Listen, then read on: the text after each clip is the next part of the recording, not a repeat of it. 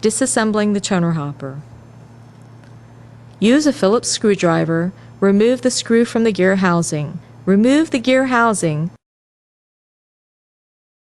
Remove the main drive gear, developer roller drive gear, and toner adder roller drive gear.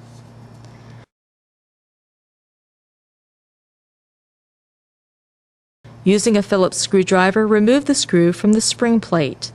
Note: be careful not to lose the spring in the plate. The remanufacturing process can be done without removing the gear housing assembly. However, damage to the developer roller and end felts may occur if the gear housing assembly is left in place.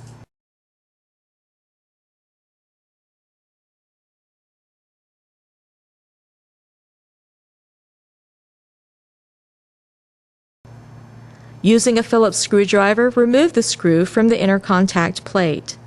Remove the inner contact end plate from the hopper assembly.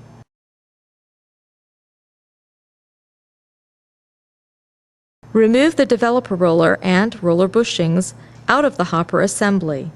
Note: clean the developer roller with dry filtered compressed air. Remove the toner adder roller foam washer from the shaft of the adder roller. Remove the 2 screws and the doctor blade from the hopper assembly.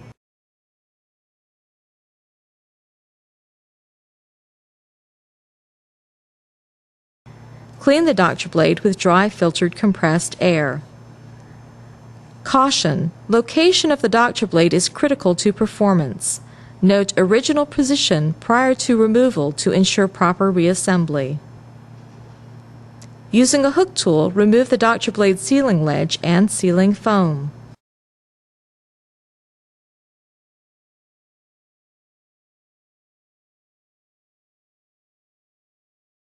Use the metal end of the pressure pad tool to remove the port plug. Slide it inside and use it to push the plug out.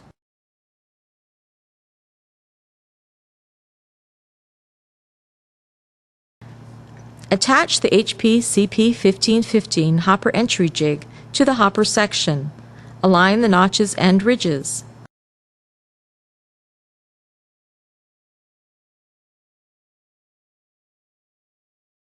Place the hopper entry tool into the jig and cut a hole.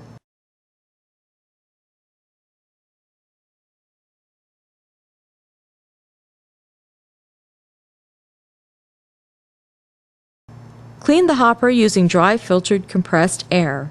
Be sure that all plastic shavings and remaining toner are removed from inside the toner hopper and on the surface where the hopper cap will be placed.